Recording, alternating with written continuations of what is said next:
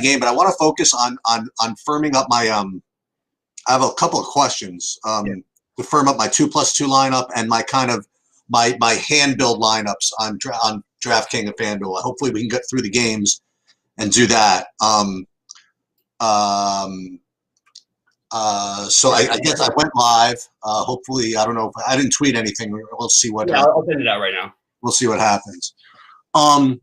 So there were two totally different ways.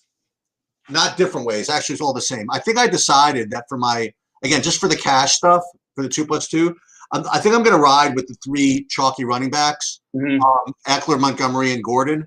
And then with the other stuff, there's not a lot of different ways. Here are my decisions. So I could, like, if you see what I have up here, like this is kind of like the mix and match. And this one goes naked Mahomes. And I play Higgins, who I like, Crowder, who I like, Chenault, who I actually like him more than Marvin Hall, actually. And then I went to Fant, kind of like a mid-range kind of tight end. Now, what I could do, and remember, I'm against 3 other people, right? I could get up to Hill if I wanted to. Okay. But if I did that, then I probably end up having to get rid of one of the running backs, right? So, like, let's just say that instead of Higgins, I went up to Hill. Then I'd have to go down. I'd have to go from Montgomery. First of all, Montgomery down to, say, Darrell Henderson, and then probably drop a tight end to like Goddard or something like that. Like, how important is it to have like either Hill or Kelsey in a lineup? I mean, look, you're talking about for the 2+2. Yeah, I think it makes a lot of sense, but I don't think that, like, I mean, they're expensive. There's tons of options. We do have value, so I would be wanting to get probably more Kelsey than I would Hill in, but I don't think I would want to rebuild too much to try and get those guys. I don't think that they're 100% as much necessary. Now, maybe I'm looking at it from a tournament angle because they're going to be so popular, but that is sort of my take on it. The other thing is that, what do you think? Because the other way I could go is take one of those KC guys and then go down to Jalen Hurts at quarterback. I mean, how do you like him today? I like him. I'm not finding myself using him much because I like some of the other ones. And again, I'm playing tournaments, so I'm pairing. I'm using Lamar. I'm using a little bit of Mahomes, Jax, Deshaun Watson, and Jared Goff for my quarterbacks. And what about what do you think in general of Mahomes and Hill? When I say that, I mean Hill has a hamstring, and they're a 100-point favorite, and they basically can cruise into the number 1 spot. Right. I mean, am I gonna regret it? But I mean, do I want to spend like $18,000 on a connection that might be sitting out the 4th quarter? You know what I mean? Or I don't know. I'm with you. I don't. Okay. Let me look at your screen one more time because it's hard for me to see the whole thing. The only thing I would say is that I personally would rather spend down for those Rams receivers, especially Woods, rather than I would pay up for Hill today. Okay. So that's the route I'm sort of going. Okay. All right. So why don't we do this? Why don't we go then game by game then? Okay. And then we'll see who you like and who we all like from these games. Yep. So all right. Indianapolis, Pittsburgh, I wasn't getting any of. So the only guy that came up every once in a while was a Deontay Johnson here and there. Yeah.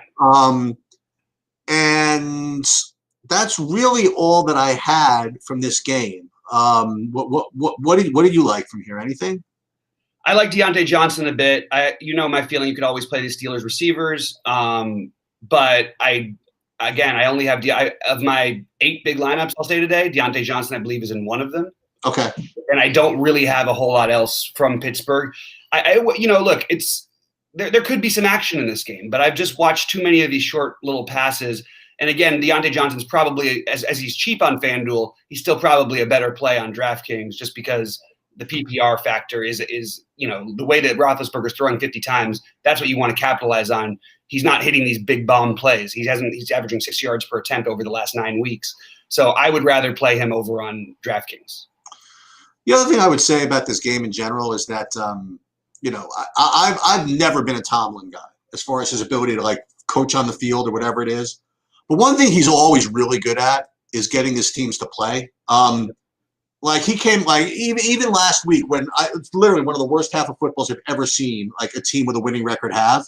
And they came out freaking blazing in the second half, and then they just kind of just ran out of steam.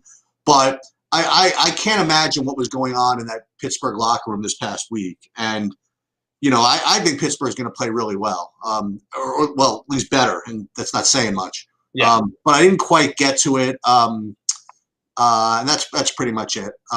It was enough to get me off of Jonathan Taylor completely. Let's put it that way. Yeah, I get it. All right, well let's get right to it then. I mean, the next game I have listed is Atlanta KC, and I'll tell you right now, I wanted to ask you about two guys. One guy I thought was going to be like really chalky and really popular, and then just kind of didn't get quite the projection steam relative to the other higher, quote unquote better running backs was Le'Veon Bell. And I mentioned it to you because you've been saying this for like all year that just wait, Le'Veon Bell could end up being their number one back, and now he's basically being forced into that role. And it's one of those weird things that if he scores like 40 fantasy points or something like that, and like the next day we're like, oh my God, we played running backs that could catch the ball against Atlanta for the rest of our lives, and we didn't play Le'Veon Bell. I mean, really? So him I want to ask you about, and the other guys I want to ask you about is Ito Smith from Atlanta, and also the guy I always play, and I don't know why I'm not playing that much this week. I guess I should, is Russell Gage. It's another week with Julio out, another week where they have to throw the ball, and another week where Gage is not going to be owned. I mean, it's so that's the other thing. And on the KC side, the only thing from a Turner perspective, I would say, maybe you could talk me into this. I never had any luck playing the other guys from Kansas City, whether it be Watkins, whether it be Hardman, or any of that stuff. So I think it wouldn't be Hardman, but I wouldn't mind getting some exposure to the other one. Watkins. Yeah, and as far as Bell's concerned, by the way, I am using one other quarterback I didn't mention, and that's I do have a couple Trubisky lineups. But I just wanted to. I don't know, man. I'm not going to use Watson, so it feels weird to talk him up. But he would be the next one I would take. Watkins. Yeah, well, I'm sorry. He would be one I would if I was mass multi-entering, which I didn't decide to do today because it's just a wild slate and a lot of stuff going on. I would probably. I think he's actually a solid play, and he will be overlooked. But again, you want to do it maybe if you want to double stack with Mahomes is the way you would do it. Okay. Anything else in this game? Not for me. Okay. Oh wait, I didn't mention it was Ridley and Gage. I like both of them. I just didn't say that. Okay. Jets Cleveland. So Cleveland. You can talk conspiracy theories all day long, but I mean, is it weird for me to be not suspicious, but I know maybe these guys all room together or something, but is it like the weirdest coincidence of all time that literally the only guys that are out of this game are actually just the receivers? I mean, is that bizarre? I mean, you have every receiver and nobody else. Yeah. Is it because they hang out together? I can't even imagine why that would be the case. I'm guessing the NFL knows. I genuinely don't know the answer to the question. It's ridiculous in a way. But really so this game could go like, I mean, they could end up. Well, they could end up having Kareem Hunt split out as the receiver, like for a bunch of snaps. They could end up just cramming it with freaking Nick Chubb as a very, I don't want to say low owned because this is like the uber popular pivot off of the other running backs is to take Chubb. And then the guys I keep coming back to are the Jets guys. I mean, I keep coming back to Crowder. He might be my highest owned wide receiver, if you want to know the truth. And it's 4,500 with Sam Darnold, and they still rate to be coming from behind. I mean, I'm in. And I was gonna play as like a 0% owned again. What's his name?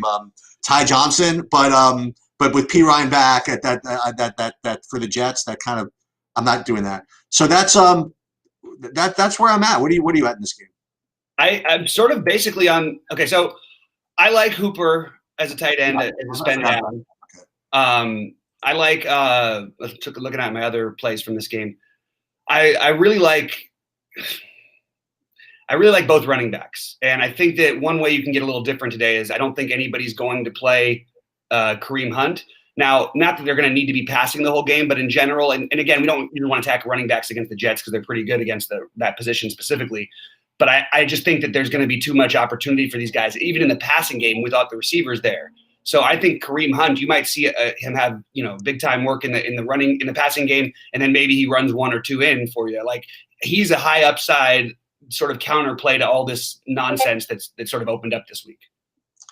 Okay, you just turned me on. I think this is the 2+2 I'm just doing. So instead of Chenault Fant, I'm going to go Gage Hooper. I kind of like that. Yeah, and this doesn't force me to have 2 Denver guys because I was going to have Gordon anyway. Okay, yeah, so. and Fant is a good play, but I don't think that this is like the price. We're starting to get into a funny range here. And to be honest, like if I would have tried to prioritize anything from tight end. I would rather play Hooper at the bottom for a cash type of lineup. I would rather play Kelsey at the top or Mark Andrews. I wouldn't even think about anybody else for that thing. Okay. Anything else in that game or move on? Not for me. I'm ready to move. I really like Lamar in tournaments this week. He's my highest end quarterback. And I will tell you this harkens back to to another project we're on. I would say let's just say I made like 10,000 lineups in my life in tournaments on the NFL. I probably have made Lamar lineups in like 20 lineups. I mean, I never play him. Right. So keep that in mind. I mean, I am playing just probably more of him in this week as a percentage basis than I have combined like the whole season. And I'm just getting there. You know what I mean? I'm playing him with Andrews. I'm playing him with the other one too. With I think with some Hollywood Brown. I'm playing him with that also. And yeah, I know the Giants defense has been somewhat stingy, but you know what? I think that Baltimore's catching their stride a little bit. You know what I mean? And I like Lamar here in tournaments. I think on FanDuel I have some Dobbins. I think from Baltimore.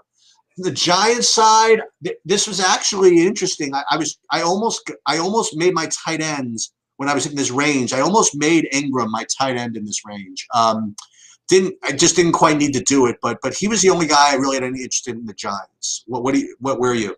Same page. Well, okay, no, that's not. Sorry, different page a little bit. Okay. I think that we should take a couple shots on Darius Slayton. Okay. I think we should take a shot or two on Shepard. Slayton would be my preferred guy. Wait. Slayton's only 3,800. 3,800. It's like people forgot about it because all this other value opened up. And like Baltimore's while their offense I think has been in their stride, I won't say the same thing about their defense. They have looked worse defensively in games that actually mattered, like that game against the Monday night game against Cleveland where they ran for 1 million touchdowns against them. They just don't look right to me defensively. So I'm okay with taking some shots on these Giants. I just wish there was more other things. Mostly it's going to be Lamar to Andrews, a little bit of Lamar to Hollywood Brown, but mostly Lamar to Andrews is my interest, running it back with either Slayton or Shepard. I like Slayton a little better. I'm going to go back actually to some of my lineups and see if I ended up with some Chenault, because if I can find the extra 100 for Slayton, I think I'd much rather have that. You're going to get it like 1/4 the ownership too. It makes sense in a lot of different ways, even though I like Chenault too today. Yep.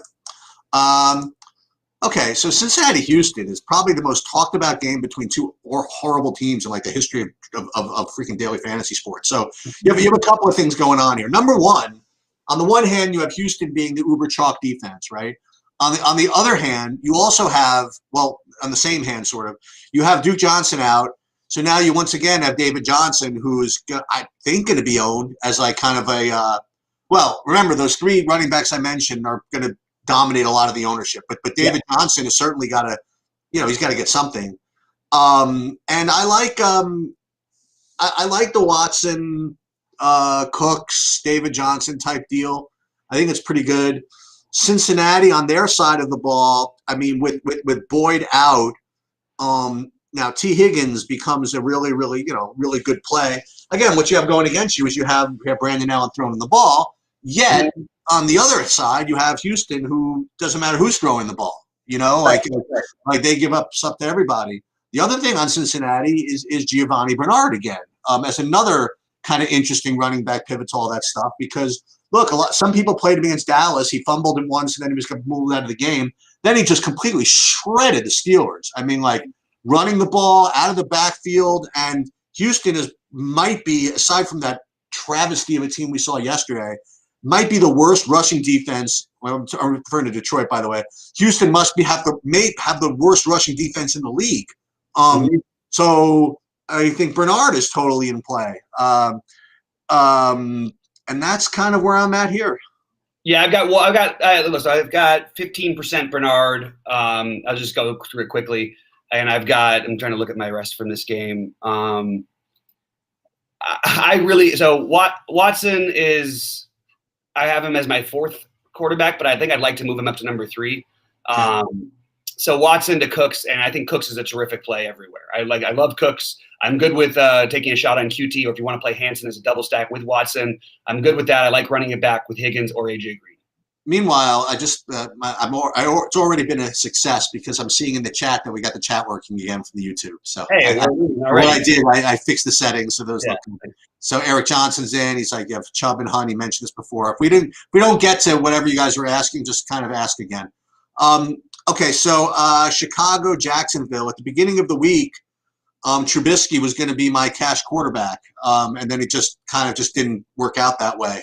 Much value elsewhere. Yeah, but I mean, he's still a good play. The guy. So Allen Robinson is officially active, and okay, with no QTAB, no limitation, whatever it is. So the interesting part of this whole game is that.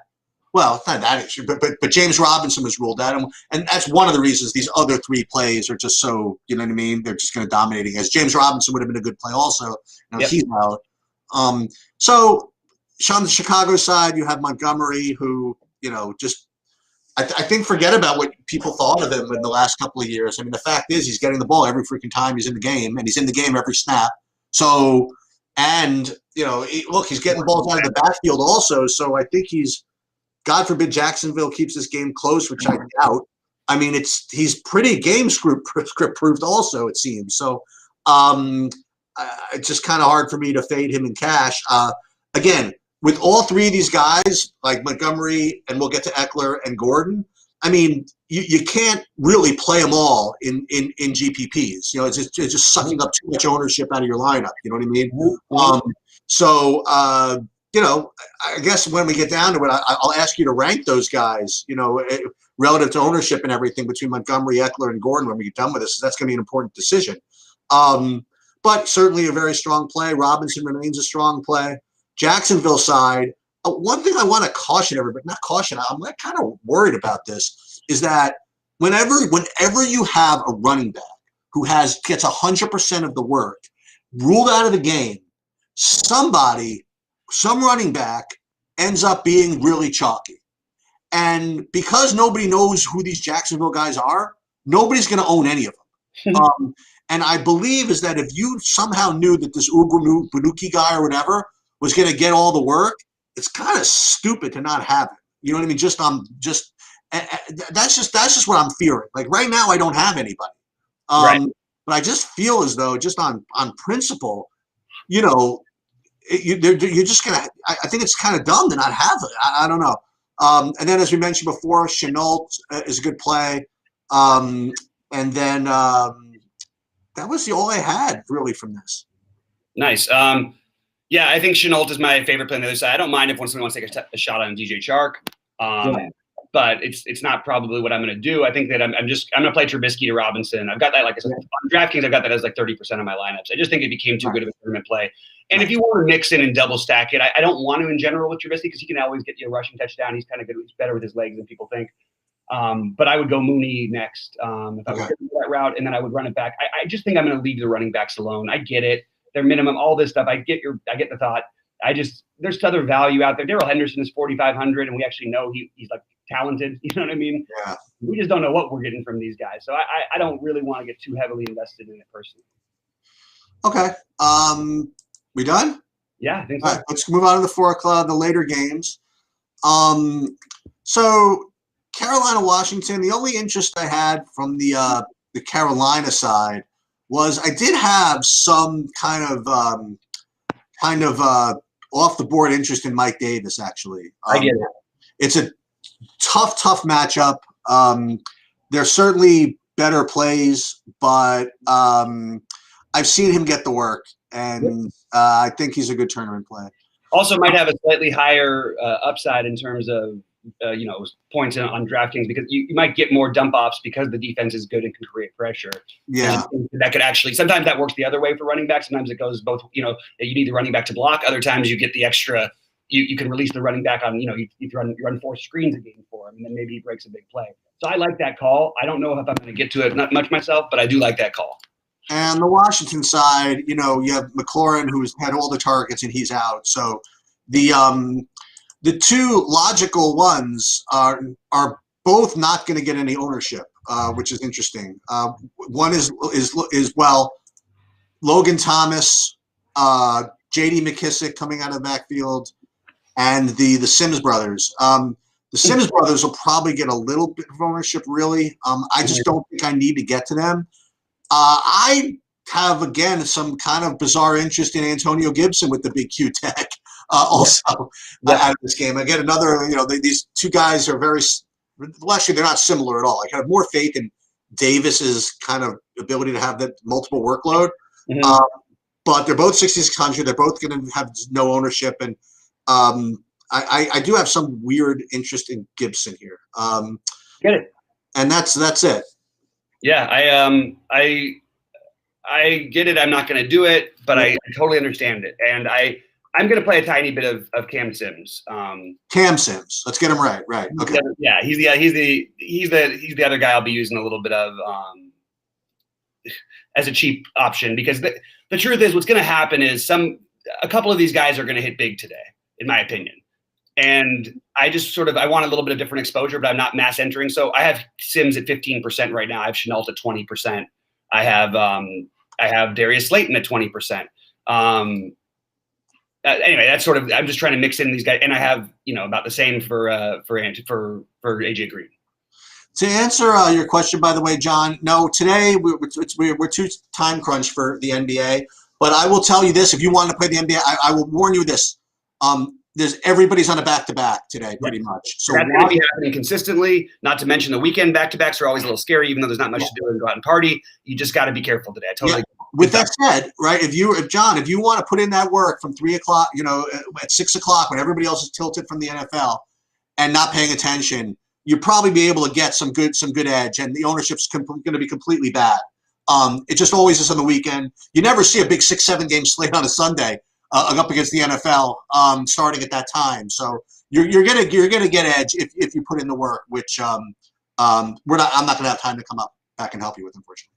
Right. But you can figure that out. Okay, so moving on, Denver against the Clippers, Nuggets Clippers. So with Lindsey out, what's his name? Eckler becomes to me a really, really strong play. Although I can certainly see. I could certainly see Kalen Ballage getting a touchdown at 4K. I'm just gonna say that. But Eckler looks like a really strong play. The other thing coming out of the Chargers is the unknown situation with Keenan Allen. So we had what's his name come on earlier today, not Rappaport, the other guy, saying that he was not going to play. Right. And then the coach comes in. Well, actually, then Ian Rappaport comes on saying no, it's actually a game time decision. So it's. I'm not playing him either way. However, it is 4 o'clock, so we're gonna see. We're gonna see what my lineups look like and what's going on, But presuming that he either doesn't play or is limited, you got the same guys that everybody played in Showdown the other week. So you have Guyton, who could come into play. You have that tight end, Farha or whatever, can come into play.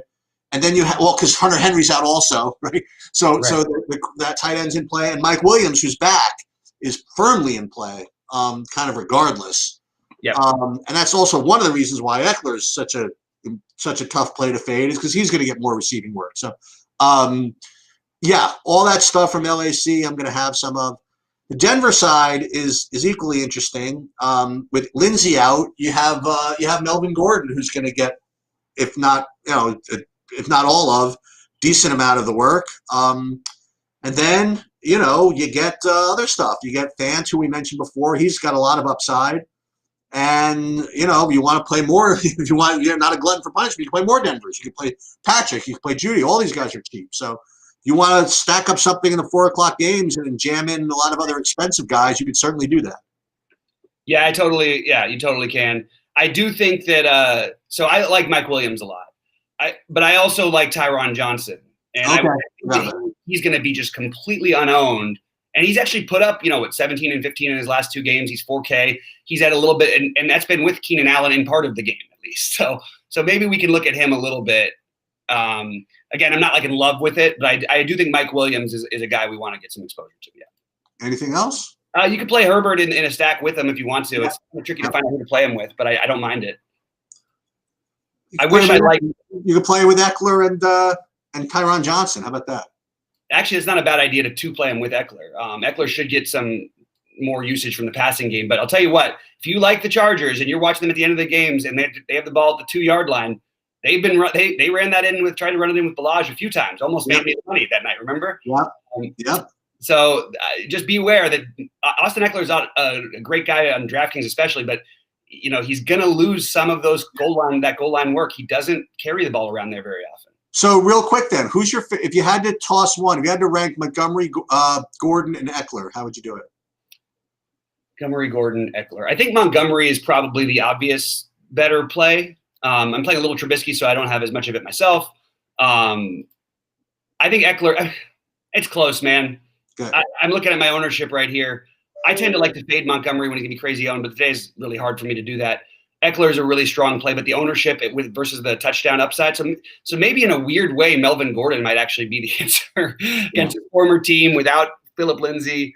That's sort of interesting to me. The other thing I would mention, by the way, is if if one of the reasons why why Mahomes and what's his name and Lamar are like just kind of in play for me this week more than they usually are, is that both these guys can destroy the slate. You know what I mean? Like there's not like so many quarterbacks that could put up that types of numbers this week. However, as we transition into this next game, we've seen this a lot of times. Like the Rams-Seattle game goes one of 2 ways, right? It goes ugly or it goes shootout. Yep. And God help everybody if they don't play this game.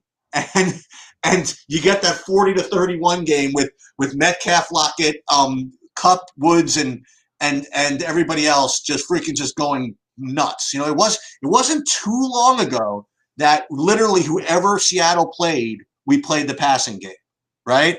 Yep. And the Rams put them in a situation where they could sling it. Oh, for example, if their lead running back might be out, this game could be nuts. So I'm into this, man. I'm into just kind of old school Wilson with Metcalf, Wilson with Lockett, Wilson with both, run back with Kupp, run back with Woods, or Goff with Woods and Kupp. I don't even think you need to go to I don't even think you need to play Gerald Everett or the other guy. I mean, I think all these guys are going to be low enough owned where you could just play these guys. Yeah. I really want this whole game. Like I want this to be like, the problem is like you're playing the Jared Goff roulette game. You know what I mean? He might throw 5 touchdowns. He might get lit up, and they might just keep the ball on the ground. And even then, it would go to Henderson. No matter what, you want exposure to this game, no matter how you slice it. I think Woods is the best play in the game. I think Woods might be my favorite receiver on the slate today. And I think that the ownership is just not going to be where it should be. I also think I know he was completely shut down in the same matchup. I am perfectly willing to go right back to a too cheap and too low owned DK Metcalf. Yep. So that's where most of my love for this game is. I'll have a little bit of Carson love, but not for the most part. Heavy on Woods, 25% on Kupp. So some ownership there. I would even consider Josh Reynolds a decent play at 3.2 as another pivot off of this, the other that's value. But I like this game, man, and don't sleep on if you're going to play this game entirely. Like you can play Tyler Higbee or Gerald Everett too. Like you could really hammer this passing game. Hope it stays close. And I personally am just not going with the Russ version of it. I'll play a little bit of the Goff version. And I get the Wilson thing. This guy, I think he's put up 20 fantasy points once in the last 7 weeks. Yeah, I know. Averaging like 14 a game. And I'm not saying that couldn't all change, but why am I going to all of a sudden play him against the best defense in the NFL? Like, you know what I mean? Against the passing game. So that's my reason for not doing it. All right. So last game, actually these last 2 games go off at the same time. So you have Jalen Hurts kind of return week against a pretty good matchup. The pieces from this game, if I were going to play Philly, which I don't know, man. It's so hard to figure out what to do with him. And I'm just kind of not into playing just Hurts by himself. I mean, you could pair him with Goddard if you want. You could pair him with Rieger. I don't know. I just don't know how to play this game if I'm going to play it. Sanders, I mean, again, he's going to be 0% this week against one of the worst rushing defenses around. Yeah. I mean, that's certainly possible. He's my guy. Okay. I'm in on Sanders. And by the way, I don't have as much of him, but Chop did it last week. He won the million with Hurts as a naked quarterback. And we're good. You can do that with this guy. So I am tempted to do it. I think I would lean Goddard if I had to partner him with anybody. The problem is I like other players in that range better than I like Goddard. So if I'm gonna try to do Hurts, I think that Rager, and you hope that at some point the talent catches up and they sort of find their sync and they hit a couple big plays or something. So I actually don't mind Rager partnered with him. Dallas side, Amari Cooper was my 2+2 quarterback for like 5 days in a row. And it just kind of the bill just kind of made me not have that range anymore. But he's a really, really good play. So I will leave it at that. Is Gallup out? Gallup is playing, right? Okay. That was one of the reasons why I thought that Cooper was especially good. I actually have a little bit of Gallup. So yeah, no, I know that. So maybe that's why Cooper just ended up not being projecting as highly. But all those guys are good. You know, Lamb, Gallup, Cooper.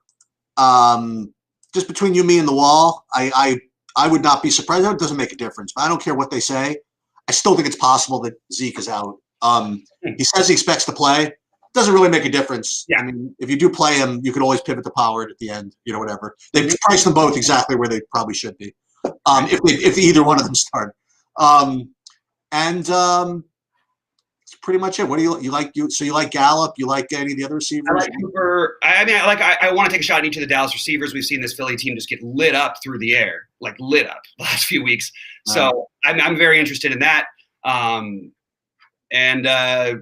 I think that a little bit of Rager from Jalen Hurts is a good way to go against this awful defense. It's really the thing with Hurts is he has big play and huge running upside. So playing him alone makes sort of more sense than some of the other guys because he can hit 2 different receivers for 60-yard bombs and then run to it himself. He's that kind. He's just, I don't know. I'm going to go with what the eyes have showed me. I did not think he was going to be a good NFL quarterback. I thought he was terrific in college. But watching him play, I'm totally on the opposite side of it now. I think he's awesome. And I don't know that he's going to stay awesome, but I certainly like playing him today. Now he's going to have higher ownership than I would want, but I'm not really that worried about it. And I just wish, like you, that we could find a comfortable receiver to pair him with. But I'm okay being uncomfortable and playing Jalen Rager. Okay, last question again. This is my last thing. Once again, Gage, Hooper, or Chenault Fant? Considering I have Melvin Gordon. For your lineup, I don't know that I feel like there's got to be some. Let me just see your screen again because, okay. I like the rest of it a lot. I think it's Gage Hooper, man. Yeah. Now the only question is there a better play than Gage? Let me just see real quick that we're maybe just forgetting about. Because there's a lot out there today and there's a lot of wildness, and that's partly why I'm not. You could either go crazy on days like this or just not. I mean, it's Watkins, but yeah, that's paired with Mahomes. That gives me that benefit because I have Mahomes in this lineup. But yeah, I think that's it. I think it's Gage Hooper. All right, everybody. We're gonna get out of here, I think, because I have to go through our lineups. But and sorry not to answer a lot of the questions and stuff, guys. We'll do that better on other shows. It's a little hectic Sunday, so kind of tricky. Yep. But Cheats, great job, guys. Hopefully we were helpful. Good luck to everyone out there today. Let's make $1 million. Somebody make $1 million. Let us know that we helped you make $1 million. Blame us for not letting you make $1 million. Whatever it is, we're glad to be doing this stuff. Cheats, anything else? Nope. Good luck, everybody.